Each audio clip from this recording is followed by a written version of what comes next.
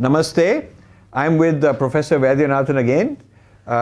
So I'd like to talk to you about, I wrote a book called Breaking India. Yes. About 7 years ago, but actually 20 years ago I started talks about it. One talk I gave at the Indian Institute of Science here in Bangalore long ago on where is India in the clash of civilizations, and I was attacked as somebody who's fermenting sensationalism and coming up with conspiracy theories and whatnot. And then of course I've continued talking about it. My opinion is that the scenarios discussed in the Breaking India thesis are coming out to be valid, and we better take them seriously. What is your assessment of the Breaking India forces in India? One is at the outset, Rajiv, I should like to thank you sincerely for A, the book which came out long time before. I have gone through that, another thing. B, to stress this point actually at a time when people are not realizing or recognizing or anything. I think I should sincerely thank you and Infinity Foundation because of the impact it has created.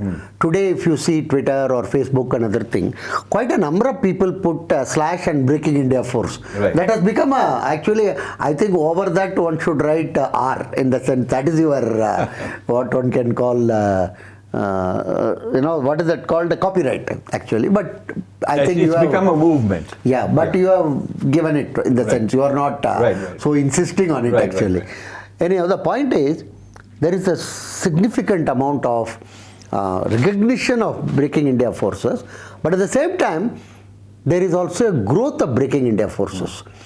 There is, for instance, let me give an example. In Tamil Nadu, the television channels, Tamil television channel, quite a number of them I would easily classify as Breaking India forces.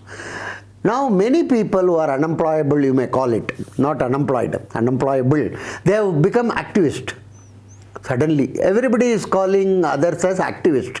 I do not know who gives the certificate. When you become an activist from a pacifist, anyhow, you are an activist. And many of the journalists actually, who have been trained by all these journalist institution, they are pro-Naxalites and EVR party and all these type of, they are not regular journalists actually. Some of them are gundas actually. So they go around, see that how much of these trouble can be focused. For instance, Tamil Nadu is a classic crucible of Breaking India forces. Any industrial activity you talk about today, there is an opposition. There is an opposition to ONGC pipeline, there is opposition to IOC, there is an opposition to Sterlite, there was a severe opposition to the Kudangulam nuclear plant. Yeah. Now there is a significant opposition to Neutrino, one of the fabulous projects, and 8-lane road from Chennai to Salem. Everything there is one fellow comes and put a flag and then say that this will hurt our Tamil soil and Tamil this and... So this is something which is extremely dangerous actually. Substantial amount of this is supported by the church, what you have already. Right. And they get huge amount of funds from abroad. So this is the cocktail which is developing. And this, I think, Breaking India forces at all India level also, many of the media is openly supporting. Northeast, Central, Kashmir, and Madhya Pradesh and all the Naxal areas and other things.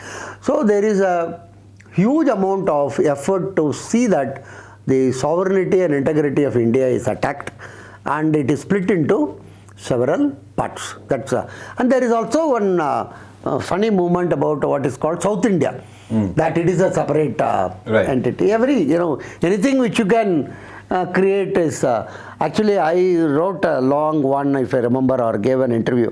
This South India actually is benefited because of the sacrifice done by Biharis and Chhattisgarhis, and this, the freight equalization was brought in, and where it is advantageous to set up a plant in Bangalore rather than next to in Dhanbad. This is the thing in the 50s actually. That is, the coal price will be same at both places. In everywhere in Europe and the US, the nearer to coal, there will be more plants. But here it is the reverse. So South was actually benefited significantly.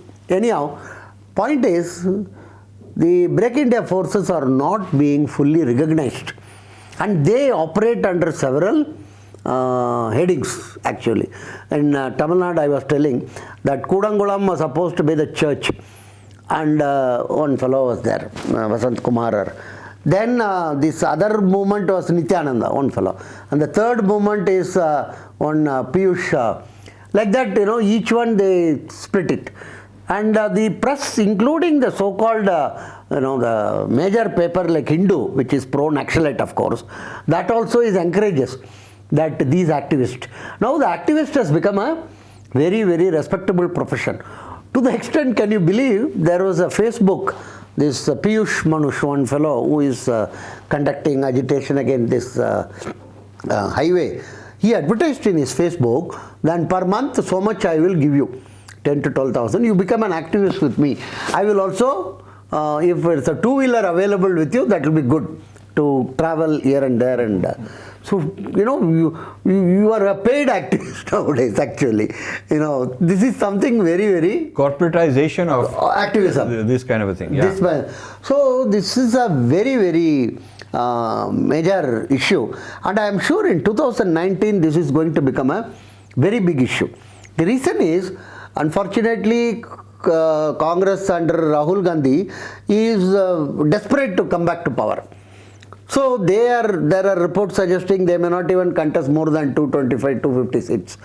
They would allocate it to all these regional barons. Most of them are caste-based and family-based parties. Right. And their only aim is to make money as much as possible, and they would not mind joining or encouraging Breaking India forces. Right. See, that is the problem, that the Breaking India forces are fitting into this vote bank politics, and vote bank politics is the result of a parliamentary system. Correct. So unless you create like a presidential system where you can vote and elect a direct president, and then he can appoint a cabinet, unless you have stabilizing force like that, as long as it's a bottom-up, too much democracy, and then on top of that you have these elections going on all the time because there's some state bylaw here going on. So you have this opportunity for unrest because there's always an election going on. You can create unrest and get some ahead and kind of negotiate one vote bank against another, caste banking, all that stuff. So current parliamentary democracy system, which is in the constitution, is actually facilitating all this problem. So we have a serious issue because the law of the land, the constitution of the land itself is being used to enhance these Breaking India forces. So how do you get out of this? I mean, you need an amendment. Amendment won't be easy to do. Very easy to do at all. Actually, it's a very very sad situation that Congress is playing this game, actually. In the sense, they are encouraging all these elements like Jats and your Patidars and linkage everywhere. So it's almost like they are doing what Gorbachev did, which is the breakup of the Soviet Union. Correct. So Congress is, if they got into power, we may have like a Gorbachev syndrome. Correct. They may just disband the whole country. 29 states we will have. Yeah. They don't mind actually, because many of the regional forces like your Shiv Sena or DMK or your this Mayawati part, they are only concerned about their area. They don't have what you may loosely call a pan-Indian thinking at all actually. Right. So the Breaking India forces are taking advantage of it, right, significantly. Right. And the amount of funds I cannot even imagine actually. They can bring people in buses, they can provide lunch for all of them, and they can provide liquor for all of them. And without doing anything, these people begin to shout slogans. And sometimes very extreme, like, you might have heard about it in Karnataka. Linkage suddenly won that we are a separate religion. Right. And government has to examine. I can never imagine government creating religions. Religions are created by, popular thing. And it's not really newly created religion. These are different sect within a religion. Right. Even Buddhism, Sikhism, Jainism, they are all rebel children of Hindus. That's what Swami Vivekananda used to say. Right. They are rebels and they wanted to, and finally they got submerged into the mainstream, and whatever they stood for, like Sikhism was always against caste, very attacking, and today as many castes is there within Sikhs as anywhere else actually. They call Dalit Sikhs and they call in terms of Jat Sikhs. And what I want to say is, Linkage, wanted to become a separate religion. This is purely economical also, because significant number of educational institutions are run by them. This Right to Education Act actually is not applicable to other than Hindu religion. Right, right. So they thought if they become a separate religion, their educational institution will be... So what we are saying is that what started out Breaking India Forces as, some foreign mischief makers and some separatists here, has become gradually more mainstream and institutionalized. Correct. Media is supporting them. Yeah. There are so many political parties supporting them. They're getting more and more rich. So at some point, these centrifugal forces which are pulling India apart are going to be too big for India to pull together. It will become like if there's more and more Kashmir type things. Now Kashmir is a very costly thing to keep together. Very costly. So if you become more and more like that, then at some point in time, the Breaking India forces might cause India to capitulate. And then you have all these Pakistan, China, and other external people sitting around waiting to pounce because they can grab a piece here and there. Somebody can grab Northeast, somebody can grab whatever. So that's the draconian, that's the bad negative scenario that I talked about. And it pains me that while there is now awareness, the actions to do something about it have not been so strong. From the government, there is no, right now, I have volunteered that I have databases, I have people I used to track, where the money comes, this and that. I thought that there'll be a huge interest that somebody want to take over a database of tracking such people. Correct. And I would be asked to go train somebody and turn it over. But there's no interest. The interest is, okay, come and give us a talk.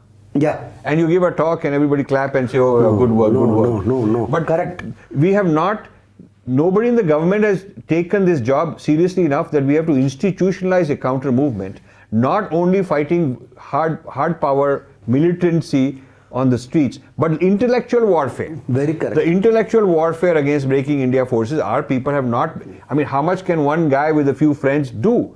Yeah. We thought we will have the machinery of the government at our disposal. We Completely. thought we'll have the culture ministry, we'll have the HRD ministry. We have nobody helping us. See, so that's a very sad state of affairs. There is a common saying like, people are dumb. Actually, people are not dumb. The government is deaf. They are not realizing the seriousness of the situation actually. Yes. And we are really facing a catastrophic situation in terms of the Breaking India forces. Global Church is active in this. Lot of these new evangelical churches are getting huge amount of money. So here I want to say I'm also disappointed with our youth. I think there is an erosion, there is a decline in the cognitive, psychological, emotional strength of our youth, the intellectual capacity of our youth, because attention span is very brief. How do you create an intellectual Kshatriya army if everybody want a 2-minute answer? And the ability to have a tapasya and sacrifice for a higher cause is not there. People are looking for making their own career, being successful in their personal capacity in a material sense. So you as a professor come across a lot of students. What is your reading on Indian students from your point of view? I am totally in agreement with you actually. This whole thing is imemyself.com. myself.com. That nice. is the fundamental principle well stated. actually. I, me, myself. Don't bother me about anything else, right? Then second is the reading habit has gone. Nobody wants to read anything. If you can read for me, that's fine. Otherwise, no reading. So that's why I jokingly sometimes say, buy my book. I'm not asking you to read. Buy. That's all. The writing habit long time before gone. It's only typing. If I ask any of the younger modern student write 2 pages to me, he cannot write. He will say, sir, give some multiple choice. I will tick. That's all. Writing, reading, and so it is audio.